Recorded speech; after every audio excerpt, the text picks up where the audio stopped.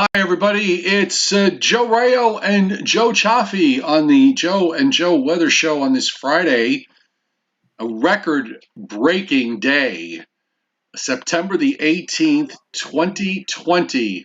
It's difficult for me to even talk about the fact that we had a subtropical storm literally sitting right off the coast of Portugal, and now that system is expected to cross overnight through Portugal and Spain. And of course, we have the Medicane, and we're already up to B in the Greek alphabet, or Beta, Wait, storm Beta in the Gulf.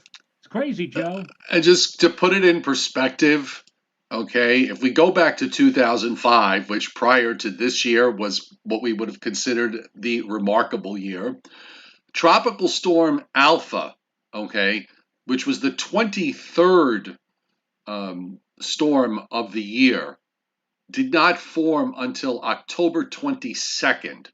Okay, Wow. so that is 12 plus 22 is 34 days from now. That is astounding to me.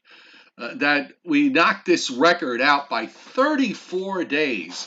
Now, the question I have is, Joe, and a lot of people said, ha ha, it's not going to happen, I think. But now I'm seriously wondering, what happens if we exhaust the Greek alphabet? There are only 21 letters to go through. Oh, heaven forbid. Heaven forbid that we should have 21 more. We got as far down as Zeta, Yes, and that 2005. was on December 30th that Yeah. Zeta formed, and that was a tropical storm. There was also a subtropical storm in post-analysis that was added. That was storm number 19 on October 4th and 5th. And if you look at the dates in terms of the sequence of these storms, of having multiple storms up at the same time, so starting from August 22nd, okay, and then going right through August 22nd to September 26th, we had a storm, at least one storm on the map somewhere. And this was back in 2005.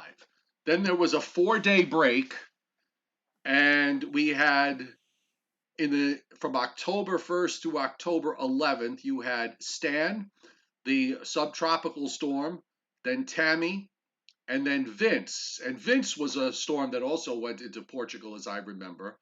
Then you had a 4-day break, and then you had Wilma, Alpha, a 2-day break on a 1-day break on October 25th, followed by Beta on the 26th. And thankfully, from here on in, they were mostly one at a time. So you had Beta, Gamma, Delta from 22nd to the 28th. Then on the 29th, Epsilon to December 8th, that was a hurricane, and then a break until to give us everybody a break until through Christmas, Zeta on December 30th. I don't know where this is all going to wind up, Joe. There's so much going on. I know I've been kidding around saying about how the way this year is going. I'm waiting for the new volcano to emerge through the ground and start spewing lava all over the place. I'll tell you what, if we don't get that, okay, if we don't get that, I'll tell you what I will settle for. One of these tropical systems coming up in late, and there is precedent for this, by the way, a tropical system coming up the East Coast sometime in later October, November, or even into early December, that winds up producing, in a transition to an extratropical cyclone, winds up producing record-breaking snows in parts of the Northeast. I'll say, if I can't get the volcano, I will settle for that. And what happens? Somebody asked me this question. I honestly had no clue how to answer this. What happens if one of these storms with a letter from the Greek alphabet becomes a memorable storm, something like a Camille or a Sandy or whatever? Now, we've retired those storm names. Is it possible to retire a Greek letter from the alphabet? Yeah, I'm sure that's what they'll do. They'll retire that name. They have to, really. This is obviously not an every year occurrence. At least we hope it won't be. But the one other time was in 2005, so that was 15 years ago. Right. So hopefully this was an anomaly where you're getting the La Nina strengthening while we were in the tropical season, as opposed to having it strong going into the tropical season and say weakening on the way out. Maybe that's the reason why we're seeing things as busy as they are. And I guess the other thing to be thankful for, from the standpoint of all these tropical systems, that most of them have been tropical storms. There haven't been just a handful of them have been hurricanes. Laura and Teddy, the two majors in the mix. And Teddy, I'm starting to get really nervous with regards to Nova Scotia here, because it looks either they get it as a tropical a system with tropical characteristics, or in the transition into a very powerful extratropical storm. Either way, uh, this is not going to be an easy No, situation for them at all. This is going to be absolutely. Dorian was a very hard hit for them, and Nova Scotia is not a stranger to occasional hurricanes. So the other thing about this, Joe, that I think is important, is that this is just like Paulette going into Bermuda, coming up from the southeast, which is different from when they come up from the southwest, because they that usually involves some shear. But uh, uh, Teddy is going to be coming in south southeast, north northwest. It's going to have warm water until it gets to about 40 or 41 degrees north. So if it's moving like a rocket ship, it's only got to cross 300 miles of cooler ocean. I don't know that you're going to be able to see much weakening out of this. So if this still holds its strength all the way up, this is going to be a big problem. Sometime between midnight and dawn on Tuesday morning, say around 2, 3 in the morning, if you follow the track, take it at face value right now, the projected track, the storm will be closest to New York City. It'll be about 600 miles due east of New York City during that time frame. And looking at the models, Joe, a consensus of the ICON, the GFS, the European models, I came up with a barometric pressure reading near the center of 946 millibars, which translates to 27.9 inches of mercury. Very, very low barometric pressure scale. And at that particular moment in time, it should be going through the transition from tropical to extratropical storm, but still, regardless, it's going to have winds probably close to or above 100 miles an hour. It's going to be moving, as we Especially talked on about the east yesterday. side. Yeah, it's going to have a pretty good forward speed. So you add that on to the storm's sustained winds near the center. You're absolutely right. This is like Nova Scotia is going to be the 10 pin, so to speak, and this looks like it's going to be a strike right down the middle for Nova Scotia come later on Tuesday. Don't know how they're going to put together a plan to you know what can they do? I mean, they're just Yeah. sitting there. They'll probably do their very best to make preparations, but this looks like it's going to be a real one of those real historic storm systems for Nova Scotia. And also, we keep saying Nova Scotia. And Let's not also forget Prince Edward Island, which is like correct. Yes. encompassed by Nova Scotia as well. Yeah. This is going to be a very challenging weekend for forecasters. Not just dealing with Teddy, but Tropical Storm Beta now in the western Gulf of Mexico, and with that, we have kind of the opposite problem for the Texas coast, because the upper flow in the southern half of the United States is going to be almost non-existent. And I could certainly envision a scenario where you have a strong tropical storm, or possibly even a hurricane, getting near the coast or just on the coast, and then straddling the coastline all the way up very, very slowly, taking days to go from South Texas to up to the southeast part of Texas, which is considered Southeast Texas, which is around Houston, Galveston, in that area. South Texas is where you talk about Corpus Christi, Brownsville, and so on.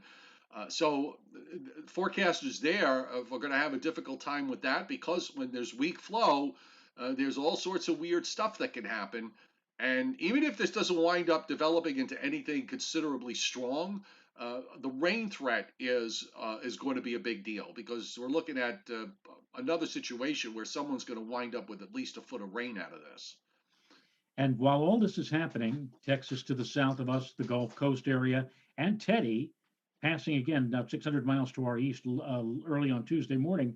While all this is taking place, we're sitting underneath a huge, expansive, extensive area of high pressure, which not only is going to give us fair skies and dry conditions for not only the weekend, but probably for much, if not all, of next week, but also with the upper level winds turning more out of a northwest out of central Canada.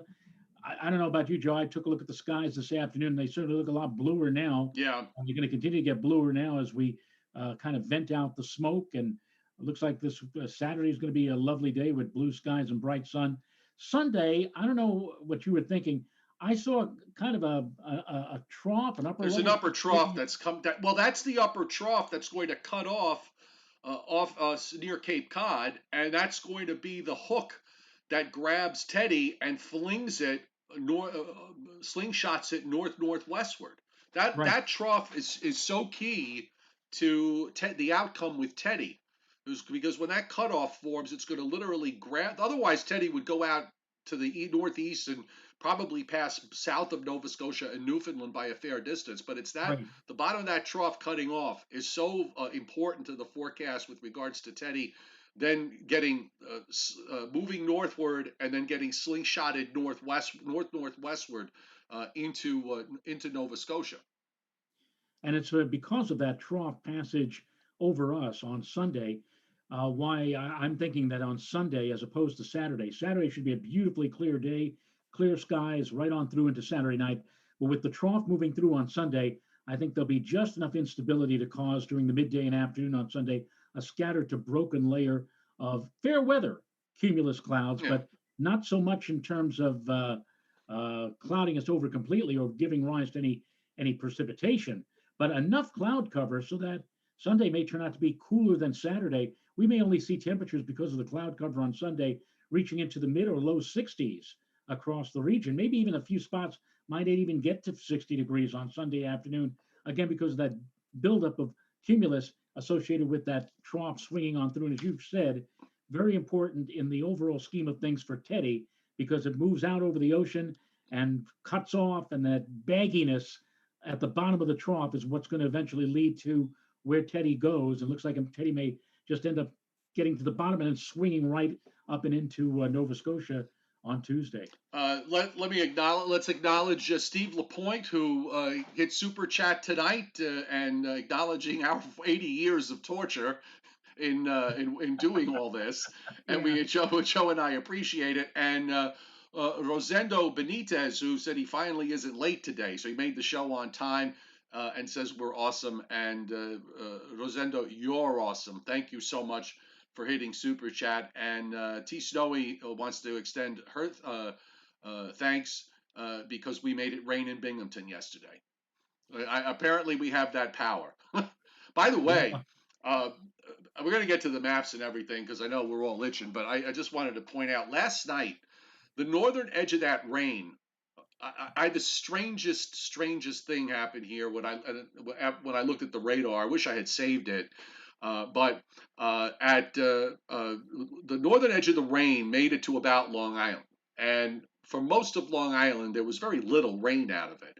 But and at 2:30 this morning, I was awoken by absolutely pouring rain, pouring, Joe. I must have gotten Really? over an inch of rain out of it. You're kidding. No, Wow. well, I was shocked because it had been because of the fact that it was coming down like cats and dogs. We got nothing. We got nothing up here. Right. Well, I looked at the radar, and it was the oddest thing. There was all this virga over Long Island, then you had the steady of the rain south of Long Island, but there was a net, Joe, it couldn't have been more than a mile or two wide, but there was about a 40-mile long, 2-mile wide, the narrowest of lines of thunderstorm of I don't want to say thunderstorms because I didn't see Heavy it rain. lightning, but let's say heavy rain.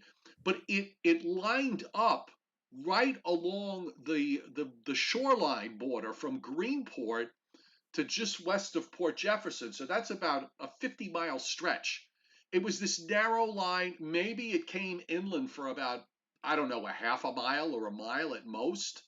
But I got into that for a good hour and a half. It just came down like in buckets out of Wow. that. And I just don't know what happened meteorologically to cause it. I was just completely dumbfounded. But then again, it's 2020, so maybe that's a precursor to something down the road. I don't know. We'll see. Mark Gladfelter just hit super chat tonight, and thank you very much. I also sent a message, by the way, to Scott Briller to see how he's doing tonight. The chairman has been out; he's been sick, and he had his COVID test yesterday, so he's waiting to find out. He's going to have to wait a few more days to find out how he tested that way.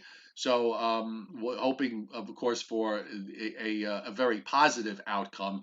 But I'm thinking, because he hasn't answered me back, that he's probably just sleeping it off or relaxing, which is what I recommend that he do until he gets out of it. And Bill Uber confirms it. He's a half a mile south of me, and he had about a uh, he's actually a little bit more than a half a mile south of me, maybe about a mile south of me, and he got about a half an inch of rain. So you see how it cut off. It was just it was really remarkable what happened last night.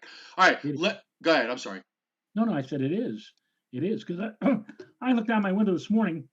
Nothing was wet. It was rather cloudy. I said, well, looks like we missed out. That's going to be the last chance of rain here till, next week, late next week at best.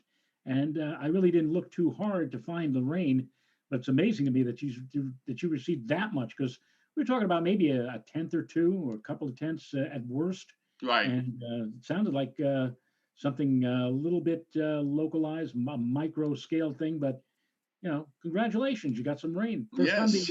First time the cover I guess was off this morning. Yes, it's certainly the boilerplate was off. All right, The you know boiler. what? Let's start with Alpha and Lanos, because these are probably the the two biggest oddities in the whole bunch. And Alpha, now there's been this gigantic upper low that has been sitting off the coast of Portugal, and inside that upper low is where we've apparently the Hurricane Center saw this was a warm core scenario, and they designated it as a subtropical storm. Not from the National Hurricane Center's bailiwick, but the Met Office, the meteorological office from Athens in Greece, with Medicane Lanos, which made landfall today, and you could see it here, or last night, and you could see it here inland in Greece. It looks a little more distorted today, probably impacting with the mountains there. But again, two of the more remarkable developments in this particular hurricane season. Both systems are systems in this region, in the Mediterranean, and also the ones that hit Portugal, Portugal anyway. Those are not rare.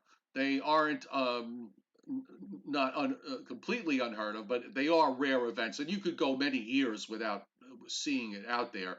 And I also think, Joe, given that we are so advanced now in the satellite era, it probably happened a lot more often back in the day, and they just never really got a good look at it Right. because the technology just wasn't there. So, Right. uh, so we'll just leave it at that. Now, let's just so that everybody, because you don't get to see maps like this very often, but I happen to pull up from Tropical Tidbits the hurricane model forecast for Tropical Storm Alpha, and you see from earlier today. I'm going to just make sure I'll give it a quick refresh. No, that is the latest one. Okay, so it crosses Portugal on the diagonal, then across the northern part of Spain, back over the open waters to just east of France, and then making another landfall of some sort or another. Who knows whether this is still going to be subtropical at this point with the land effects and everything else. Just that whole upper low comes in. But it isn't very often that we pull up hurricane model forecasts that show tracks over southwestern Europe. So we're getting an extra thrill out of this. All It's right. kind of weird to see a tropical cyclone, a tropical system moving over Spain. That's that's weird. It is bizarre, Joe. It's very bizarre. So now, looking at the tropical Atlantic, uh, we were given Wilfred today, and that is the system that is. Let me get my little pencil and my pen here. My uh, Wilfred. When I woke up this morning and I saw this area here all balled up into one giant circle, I figured that was going to be at least a tropical depression. And the Hurricane Center passed go and collected $200 and went right to a tropical storm.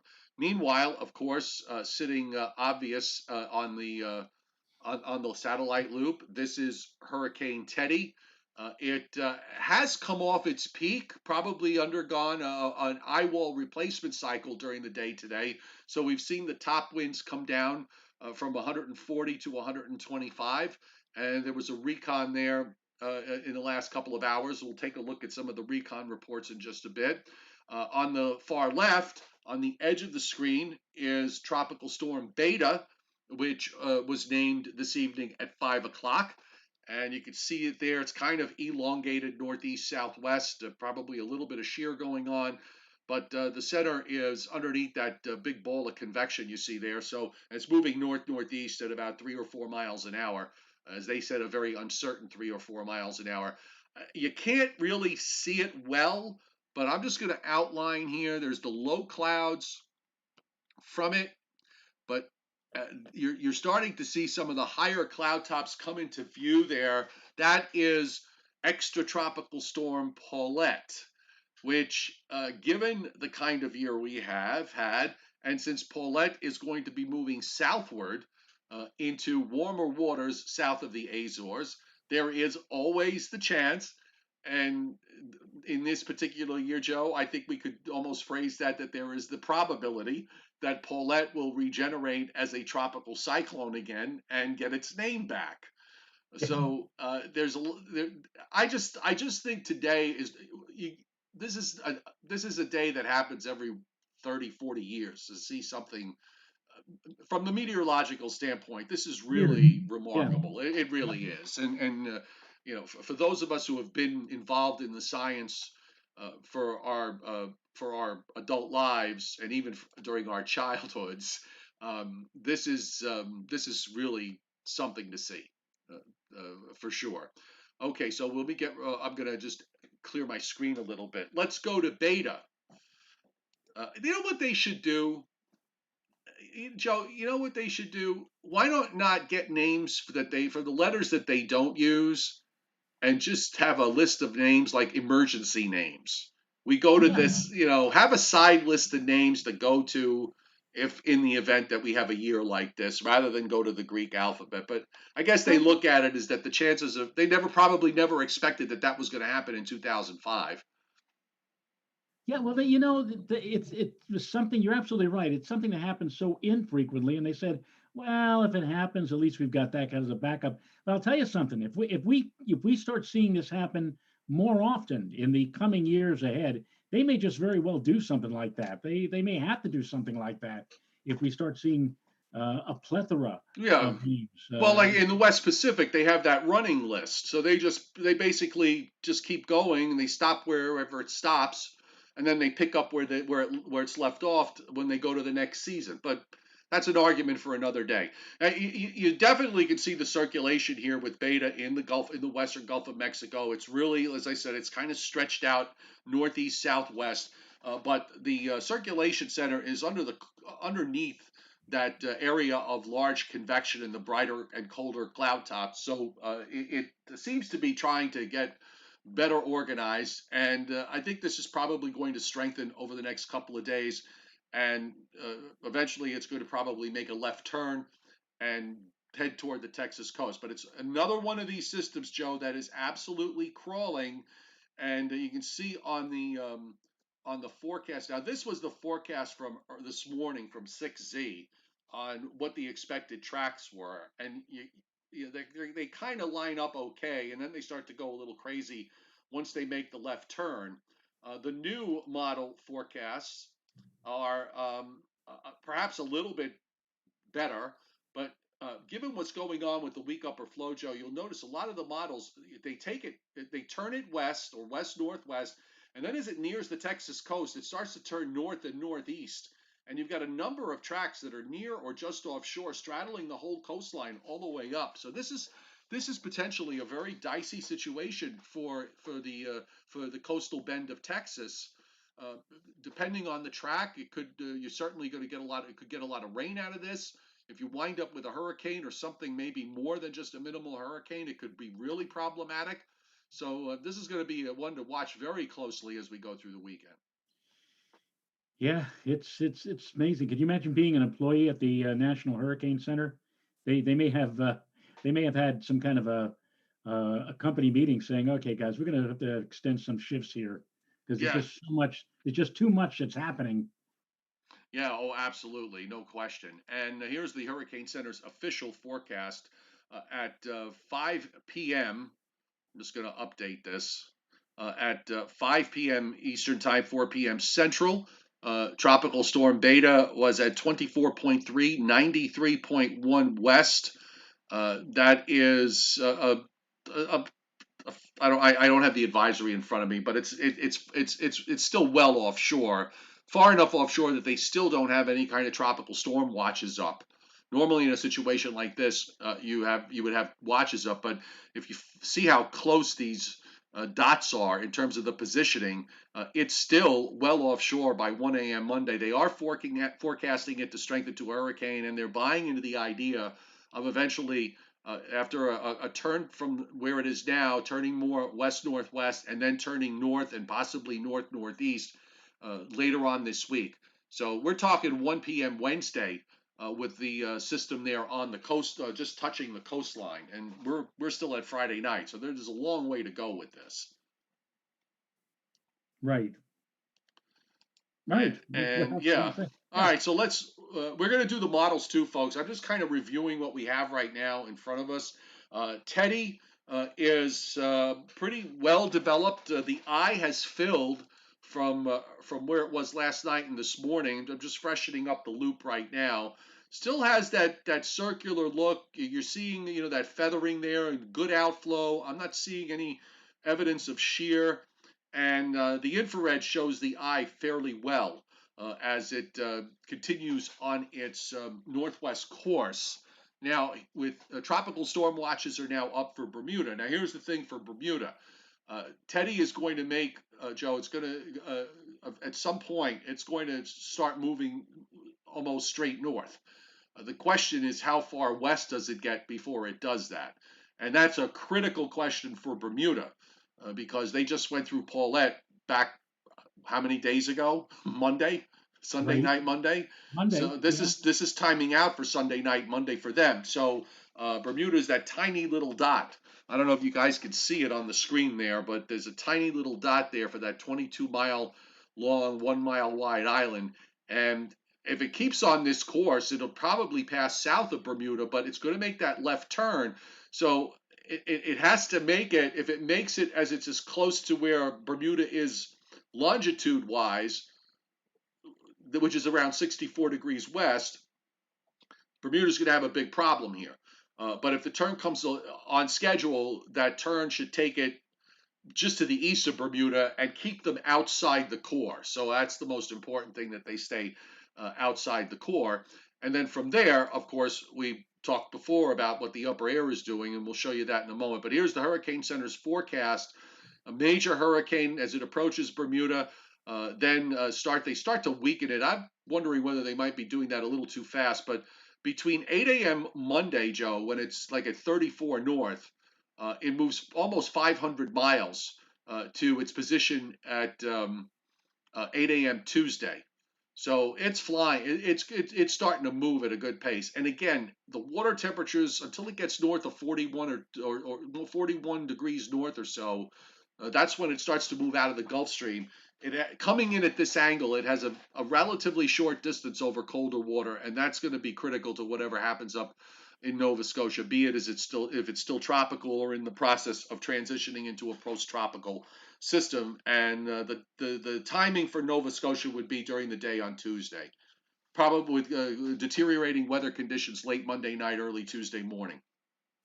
And we have a person on the chat board, Joe, from Halifax, Nova Scotia. Good evening to you, Elspeth Rankin. Waiting on Teddy, she says. Yes. And we're going to be covering this, by the way, so tell your friends. We'll be covering this right through the weekend and right up through landfall. We did coverage with Dorian last year, so we'll do it again, of course, uh, with Teddy. And here are the hurricane tracking models, Joe, from this afternoon. They're all bunched up, and you see how it gets close to Bermuda, starts a move on the hurricane models, take it north-northeast. Some of them due north, but most of them north-northeast. And then this is the point where you start to get the influence of this upper low that forms right southeast of Cape Cod. It's going to get caught by that upper low, and then you get that slingshot to the north and northwest, and the models kind of follow along in this. The tracking models, by the way, for whatever reason, and this is something that we've noticed all through this hurricane season, the tracking models have been uh, on the east side of the guidance envelope, and the global models like the GFS, the European, the ICON, and so on, they've been more to the left, and they continue to be more to the left. So perhaps those models might be better, Joe, at picking up that upper low and the influence of that upper low as opposed to the hurricane tracking models. I'm not sure. That's just a guess on my part.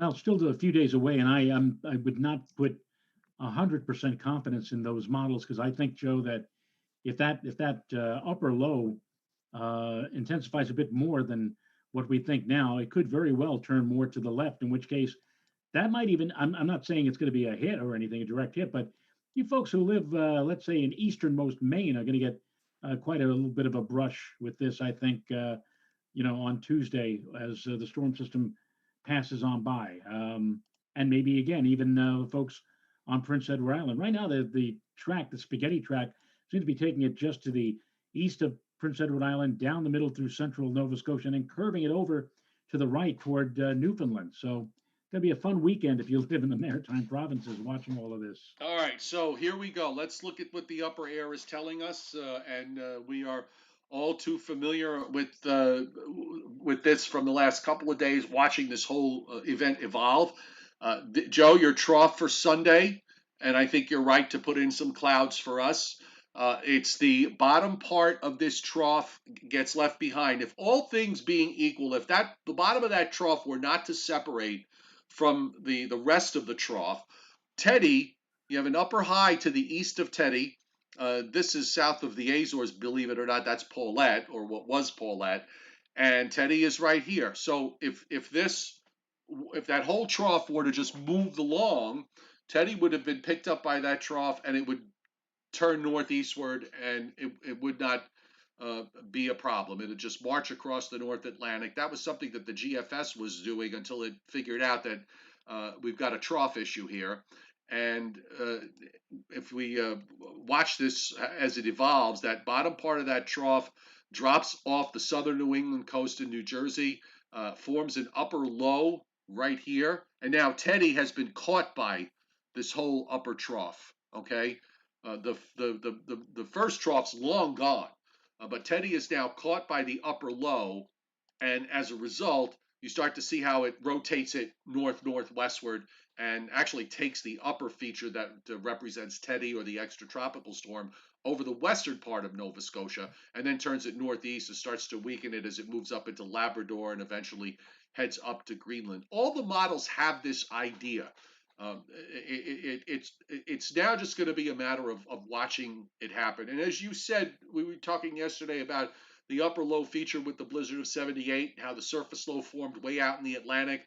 Right. And there was a lot of consternation among forecasters thinking that the low was going to develop out to the east and was never going to nothing was of consequence was going to happen until that upper low just grabbed it and pulled it back northwestward. And that's something like what's happening here.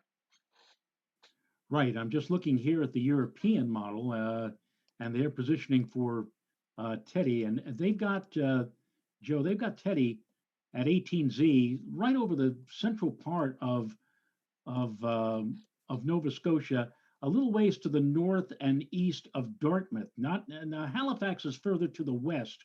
So for our friend Elspeth, who is watching right now, it does not look like you're going to get a direct hit. It looks like the storm is going to take a track more to the east of you, but still, you're right in the thick of things. I mean, that the I could see the moisture projected by the European on the maps that I'm looking at, and it is indicating amounts of like within 6 hours, like 2 to 4 inches, and then the thing just moves on up, passing across westernmost sections of Prince Edward Island. So it seems like this is going to be a significant player for Nova Scotia and Prince Edward Island. Even extreme eastern Maine gets into some rain from it during the latter part of the day on Tuesday. And so we will all be watching with great interest And one other as to thing, what Teddy does. one other thing to bear in mind that just occurred to me was the fact that if it's in the process of becoming extratropical, or transitioning to an extratropical cyclone, but as it reaches Nova Scotia, that's going to change the wind field. Instead of having a concentrated area of very strong winds, you may have a larger area of gales. Perhaps the max winds won't be as high, the maximum sustained winds won't be as high as they are now, but you'll have a larger area of gales, a larger area of, say, 50 or 60 or 70 knot sustained winds. And I think east of the center, given the track and the momentum, there are going to be gusts, as you pointed out, Joe. There probably will be gusts of 100 miles per hour. Not that sounds even fiercer when you try and make the translation to kilometers per hour, and it's Up to 160. 160, Yes. 160. Yeah. But the European's more vigorous with the upper low. It actually drops it further south, almost to the latitude of southern Virginia, picking up Teddy as it is east of Bermuda, and then starts moving northwestward toward Nova Scotia and beyond. So again, the models are all pretty much in the same place. The I'll pull up the surface. On this map, we'll probably just be able to see the edge of the edge of the surface, but I want to at least show you the European surface, and you'll see it here. This is for Sunday. This is Monday, and then Tuesday, it's got a 957 pressure there, Joe, approaching the south coast of, say, the central coast of Nova Scotia, moving, rapidly northward. And again, the pass is far, the core is far enough east of Bermuda where it isn't an issue. I didn't look at the icon today, so we could switch over to the preset map and see what it's doing. Okay, so there it is.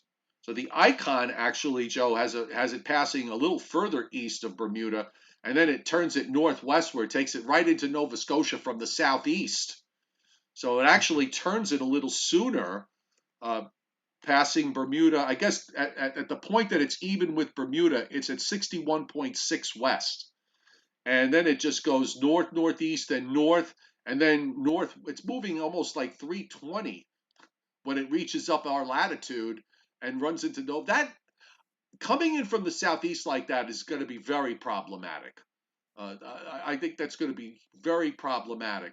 And you notice, by the way, on the precip shield, how all the heavy rain shifts on the west side, which is what usually happens when these systems become post-tropical. Right. So, Right. and the GFS is a little left. It's actually even deeper. So on its closest pass, it's at about, it's a handful of miles to the left. Maybe it's at around 61.7, 62 from Bermuda. Bermuda is at roughly 64.6, so 120 miles east of Bermuda, about 150 miles east of Bermuda. And it does the same thing. It goes northeast, and north, and then goes northwest, coming in right into the central coast. It's got a 945. What is that? A 955 or 45? It's 48 when it's approaching, and then 55 when it's moved inland. Well, as I said at the start of the show, I did a consensus of the European, the Icon, and the GFS, and came up with like a 947 millibar reading, and that translates to 27. You're not going to fit that on your standard aneroid barometer. 27.90 inches of mercury.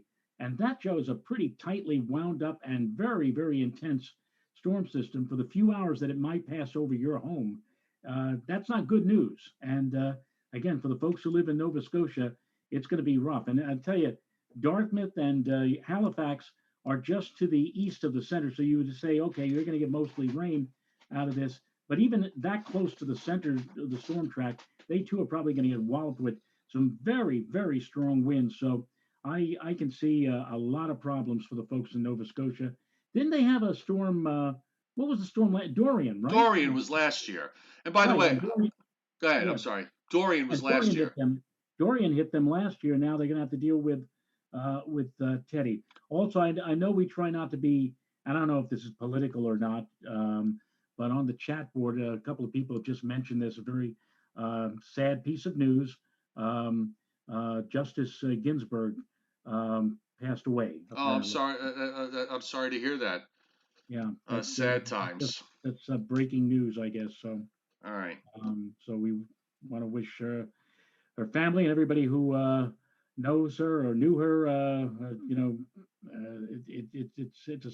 It's always sad when you hear about somebody of that magnitude in the world passing on. And she was a tough old bird, Joe. I think Yes.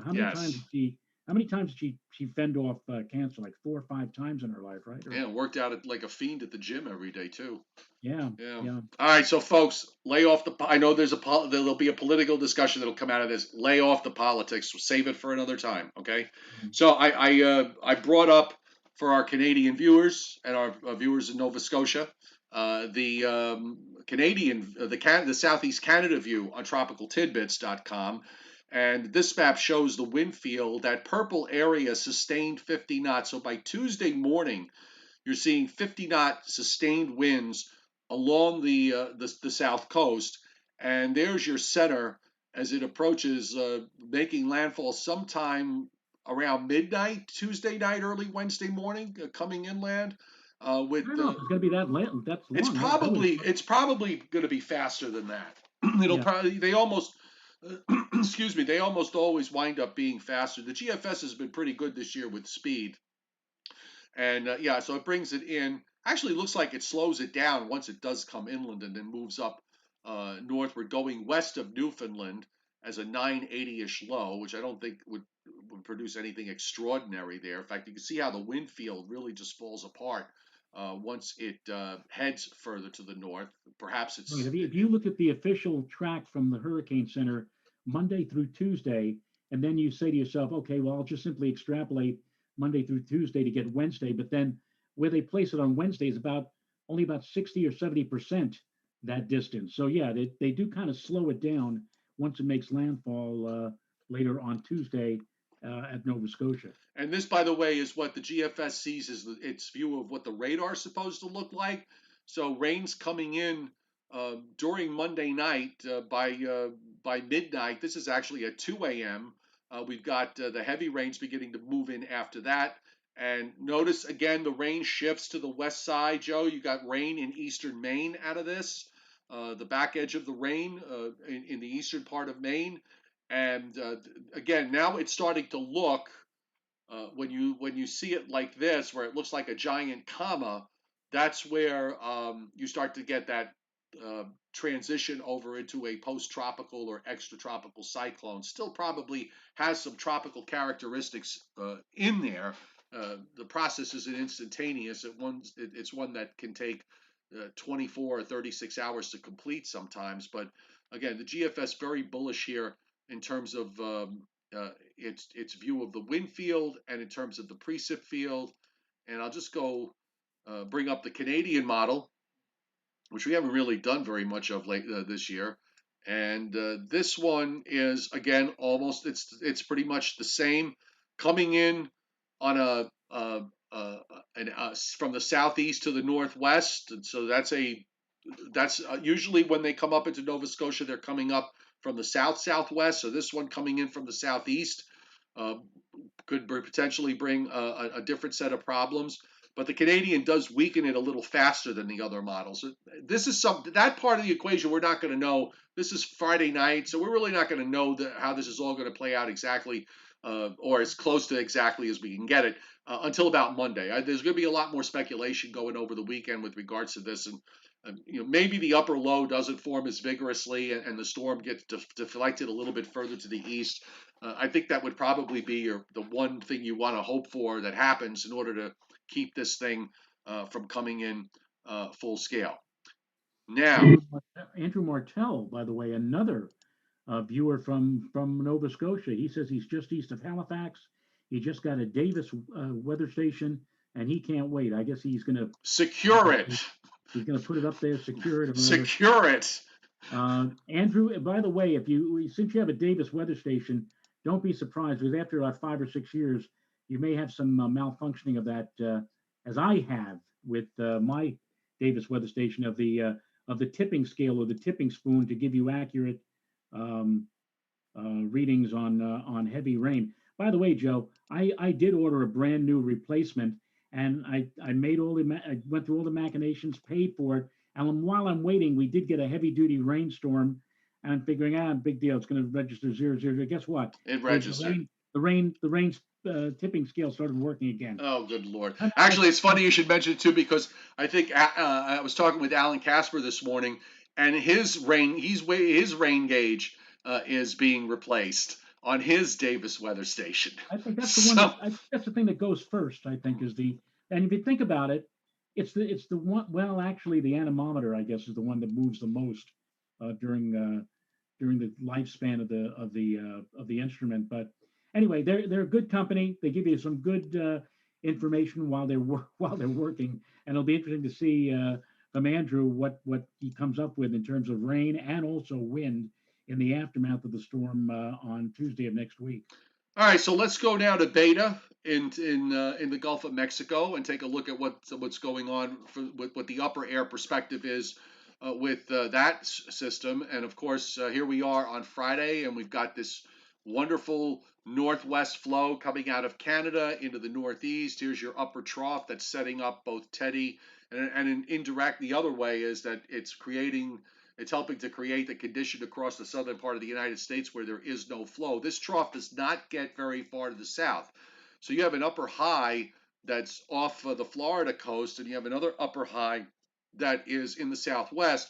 So Beta is in this area here, which is pretty much a no man's land as far as the push is concerned. There's no real push, and in fact, as the northern trough gets out of the way, the push gets less and less. If you follow the upper feature, it moves it north.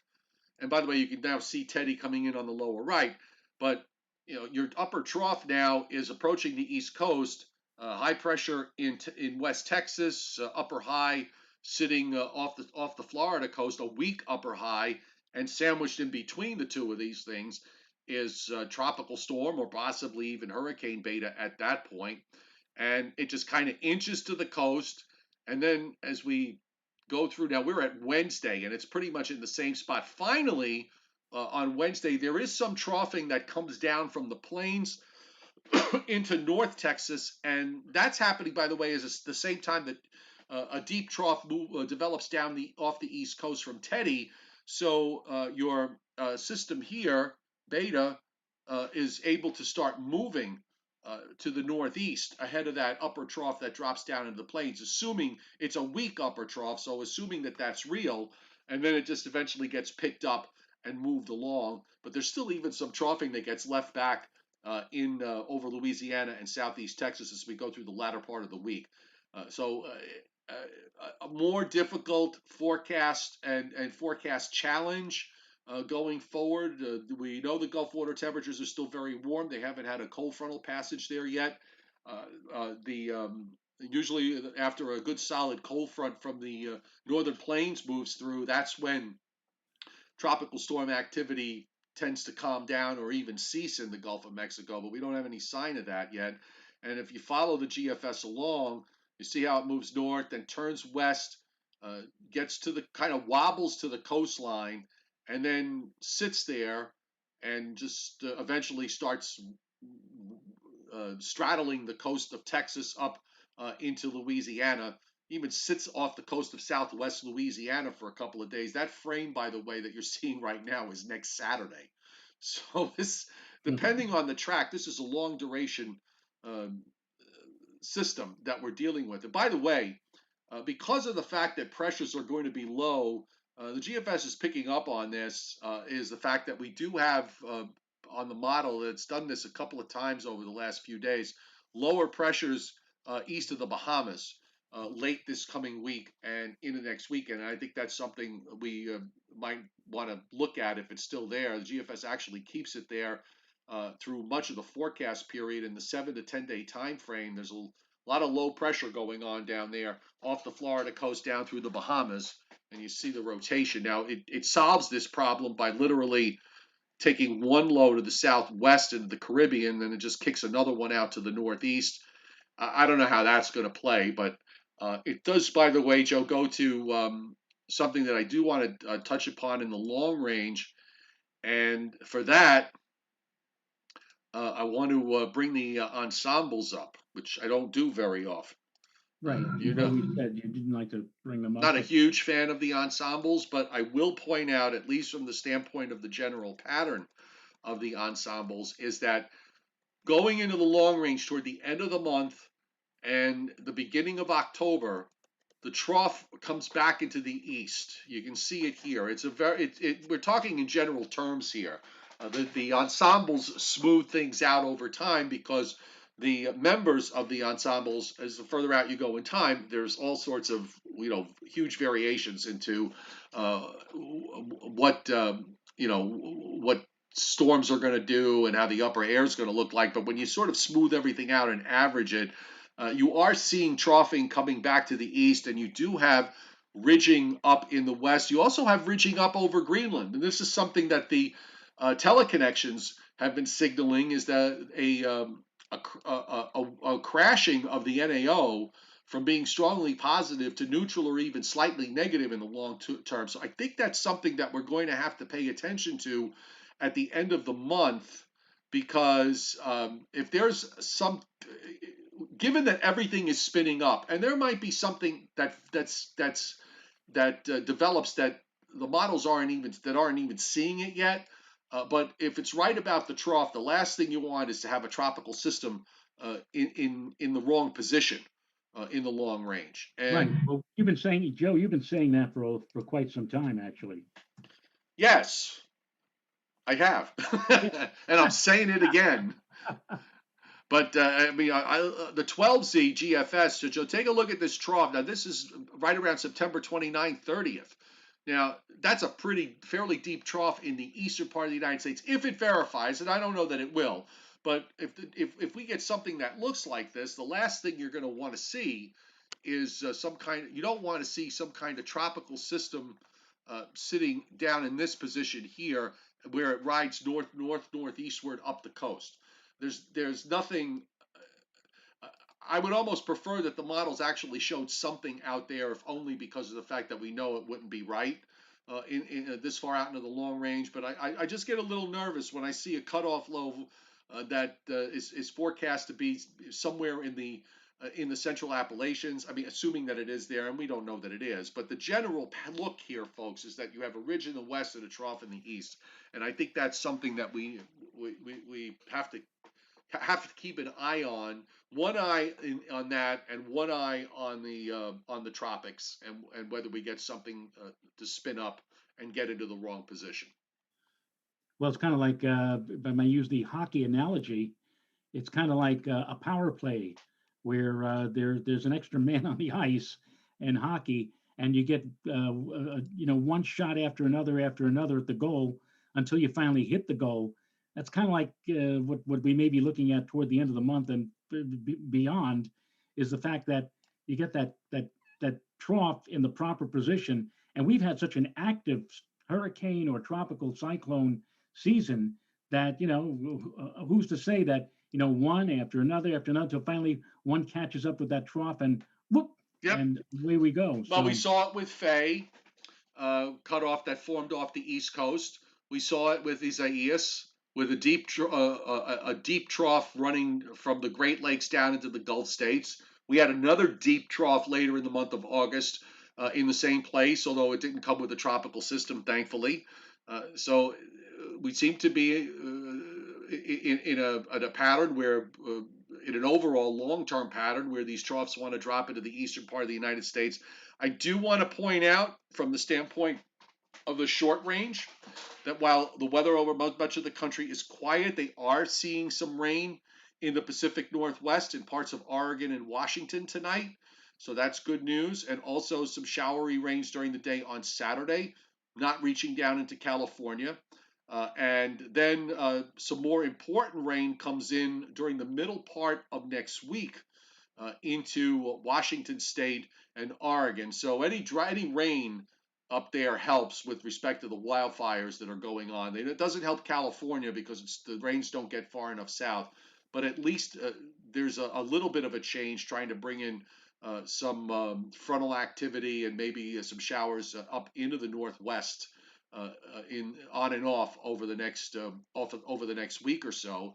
And in the meantime, Joe, as you say, except for a cold front that comes through here on, I don't know, Thursday night, early Friday, uh, that's and it barely shows anything with it. You can make a case that it'll stay dry here right through next weekend.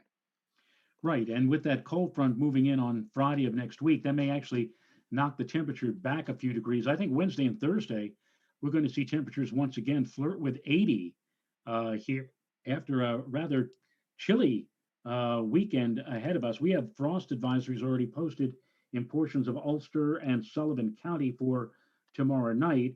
I think tomorrow night will probably be the coldest night of the summer season, with temperatures even in New York City dropping into the 40s, and then again a coolish day, low to mid 60s And on another very chilly night, on Sunday night Sunday. into Monday morning. Right, and Monday like mid or upper 60s, getting back into the 70s probably on Tuesday, and then Wednesday and Thursday we jump way up into the 70s to near 80. Then that cool front, as you mentioned, for Thursday night may drop temperatures back to the mid and low 70s to finish out the week on Friday. But I agree with you, Joe. From now through this time next week, looks like it's going to be dry as a bone here. Yep. A lot of, considering it's the 18th of September, as you mentioned about the frost advisories, we have a lot of frost advisories and freeze warnings up tonight for northern Pennsylvania, except for downstate New York. Virtually all of upstate New York, from the middle Hudson Valley northward, and freeze warnings up in northern New York, for frost advisories in Vermont, New Hampshire, freeze warnings in the northern half of Maine, northern New Hampshire, frost advisories in the southern half. This is pretty impressive for this time of year. And of course, out in the west, you've got the red flag warnings with everything going on with wildfires. A lot of dense fog advisories up across. I believe that's got to be, or those air quality alerts. Let me just double check.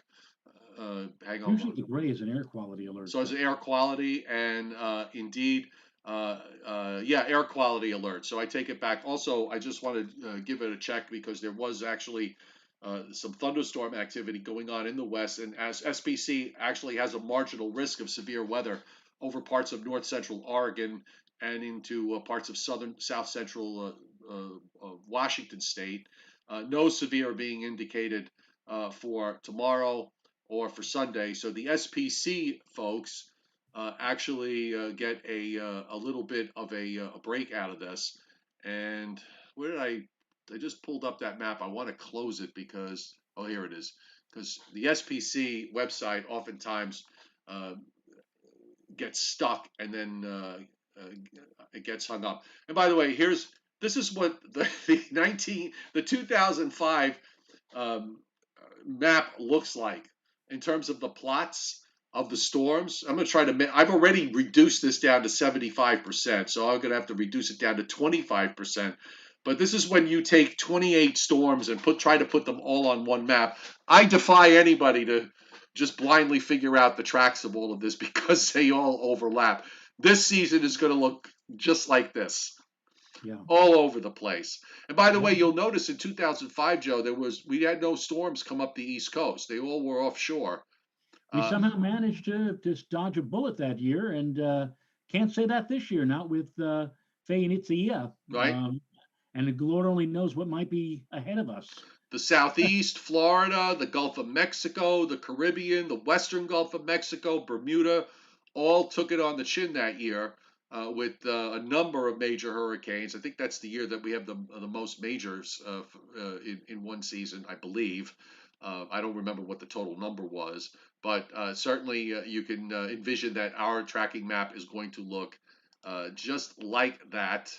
And we got a message from the chairman. So I'm going to go full screen. As mentioned earlier, he is not feeling well. Had a COVID test yesterday, and he says still very nauseous. Don't know. I'll leave that. Well, he says he doesn't know how women make it through morning sickness. Okay, but we're not a politically correct channel. On a new nausea med, so far no help, and he says he's just like waiting for a snowstorm on the Jersey coast. I guess with waiting for the COVID results. So keep your And that's fingers not until crossed that next everything Wednesday. turns out okay. That's not until next Wednesday, though. Yeah, They said. 6 days they said. He said Yeah. he tried to give him the they tried to do the spit test, but he couldn't get enough spit on the test. Hmm.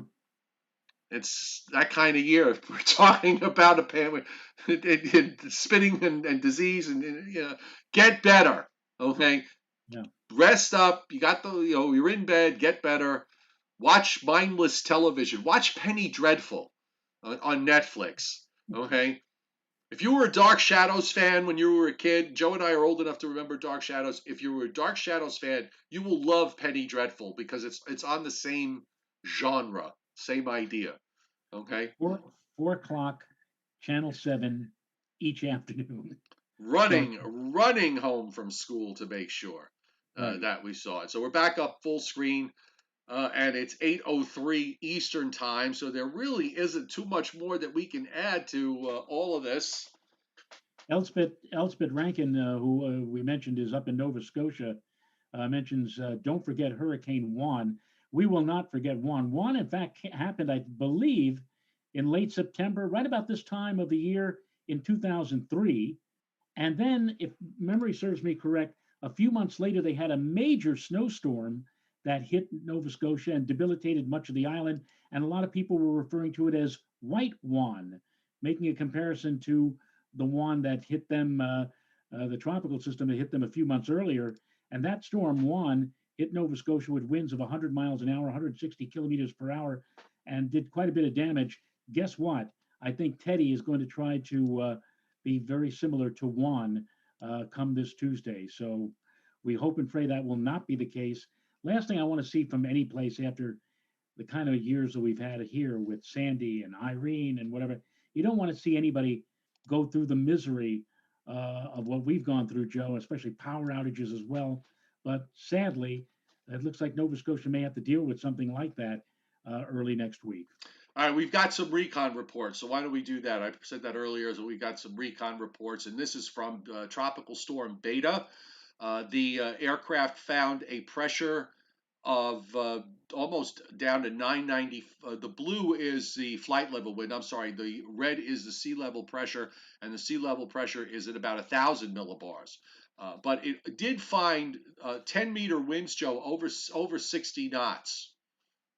So for sure, it's a tropical storm, no question of that. And the pressure down to probably about 1,000 millibars from the recon report. And you can also see I got the shot from the actual plane flight with the plots, and on the northeast of the center, which is where you see all the little concentration of light blue wind barbs. But northeast of the center, by about 60 to 90 miles, you start to get into some pretty strong winds of between 50 and 60 knots at the flight level. So the system certainly is a tropical storm, if there was any doubt in your mind. And let's just check to see if there's anything from Teddy, because there was a mission into Teddy, and I'm trying to get it to load, and it's not. Oh, here we go. The aircraft right now is at 24.8 and 58.1. So they're just beginning to get some numbers from Teddy. So they don't have, we don't have anything new from there. And let's just update the advisories here. Whoa, the Hurricane Center website. Oh, is this because I miniaturized it? Let me see. Yeah, I did. I got to make them bigger. 90. Okay, let's try this. For a moment, I thought they crashed. Yes, I know. It was a cute look. Okay, so at 4, there's no. Why is there a 4 p.m.? We should have. Oh, they don't have tropical storm watches up, so there's no intermediate advisory for tropical storm beta. Wilfred is 12.5 and 34.4, by the way. It's way out in the Atlantic, and there's while it might strengthen a little bit, it also is going to run into the Teddy trough at some point, and the shear from that is likely to weaken it in the longer term. Alpha made landfall in Portugal, so that's at 9 p.m. Greenwich Mean Time. It's So this was the old advisory. Okay, so that was at 40.4 north, 8.4 west. It's almost on the same longitude, Joe, as 00 Island from Colonel Bleep. And Hurricane Teddy at 8 o'clock is at 23.5 north, 57 west. Lowest pressure they're carrying on the advisory is 951 millibars. Top wind's 125 miles an hour. And it's located 770 miles southeast of Bermuda. You should mention, because we didn't mention it before, Tropical Storm Beta is located from mileage 335 miles east-northeast of Tampico, Mexico, or about 280 miles east-southeast of the mouth of the Rio Grande River in South Texas. So that pretty much covers it all. Now we've covered it all. With regards to, if there's one more tropical system out there tomorrow, I think I'm going to scream. If Paulette regenerates, I'm going to throw in the towel. I'm just going to surrender, just totally surrender. Well, before we sign off, let's wish all of our friends of the Jewish faith a Happy New Year. Yes, Happy New Year. Happy New Year, Rosh Hashanah. Yes, indeed. And you're not supposed to be watching, but Happy New Year. And that is true. So, well, sundown was at 6:59, so that's when the festivities with the holiday began. So happy. These things are all very important to celebrate the things that enrich your culture. We certainly know it as Italians, Joe. We any excuse to celebrate. Right. So yeah, happy and safe New Year.